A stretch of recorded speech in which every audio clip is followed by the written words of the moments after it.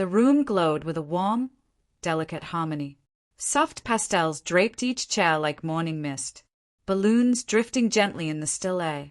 Golden and silver flecks shimmered across the tables, a quiet elegance woven into every corner. At the center stood a cake, charming, serene, a bear-shaped wonder, its frosting gleaming. Under the soft amber lights, laughter floated through the space, mingling with the clinking of glasses. A gentle celebration, a perfect scene. And at its heart stood Amelia, my wife, radiant, glowing, her hand resting on her rounded belly, the image of joy, the architect of this dream. She had poured herself into this day, crafting every detail to welcome the child we'd hoped for.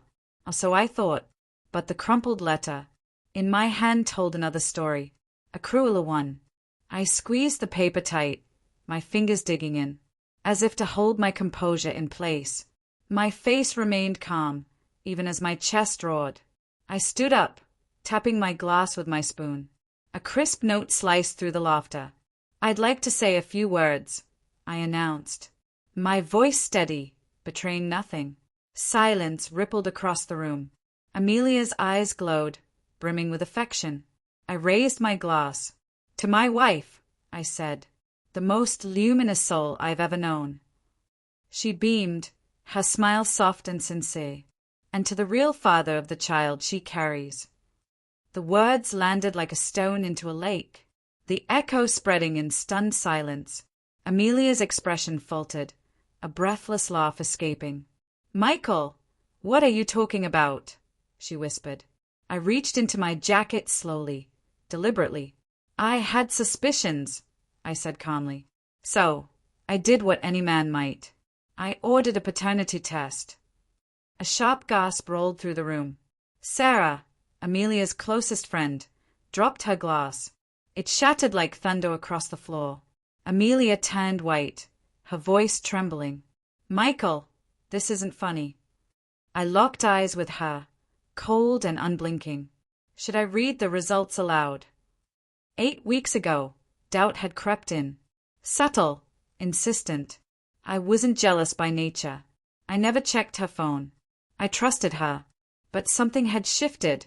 How she glanced away. When speaking, how she hesitated, grew distant. Her phone always face down. One night, while she slept, a message lit up. A single word. A number I didn't know. The pit in my stomach told me everything. Still, I waited. Quiet. Strategic. I hired a private investigator the next day. And what he found shattered me. Photos, audio, late-night hotel meetings. And at the center, Daniel, my best friend, the one who knew me, my childhood, my dreams.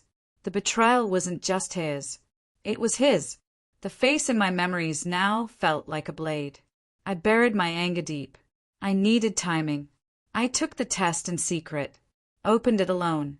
0% chance of paternity. My world didn't break. It sharpened. Every moment of this shower, every balloon, every ribbon, Amelia's love letter to a false future. The irony wasn't lost on me. I played along, smiled, helped her set it all up. I even made sure Daniel was invited. He deserved to watch it crumble. Now, the room sat in stunned silence. No one moved. No one breathed. "Michael," Amelia croaked. Her voice cracked. I held up the test. "This child isn't mine." Gasps. Her father stiffened. Her mother choked back sobs. At the back of the room, Daniel sat frozen. I met his eyes. "Anything you'd like to say, old friend?" He didn't. He couldn't. "Michael," he stammered, but I shut him down. "Don't waste your breath." I turned back to Amelia. "How long?"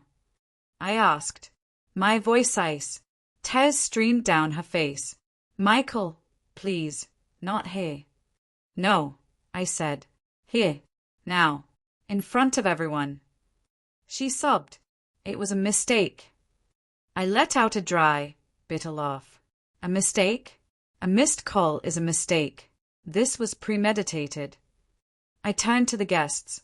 I stood by her, built a life with her. She let me dream of a future with a child that wasn't mine. She let me talk to that baby, touch her stomach, plan this day, all while knowing. A wail broke from her lips. And Daniel, I continued, facing him again, you were my brother in everything but blood. And this is how you repay that trust. He looked down, speechless. I reached into my coat one last time, pulling out documents. Divorce papers. You'll be served in the morning. Amelia gasped, her hands trembling. Michael, wait, please. But I had nothing left to say. I turned, raised my glass one final time. To freedom, I said. Then I walked away. The air outside hit me like truth. Crisp, clear, undeniable. And for the first time in weeks, I felt light, not broken, liberated. As I reached my car, my phone buzzed. A message. Unknown number. I'm so sorry. I stared at it for a moment, then deleted it. Some things don't deserve a reply. With one final glance at the glowing house behind me, I got in, started the engine, and drove away.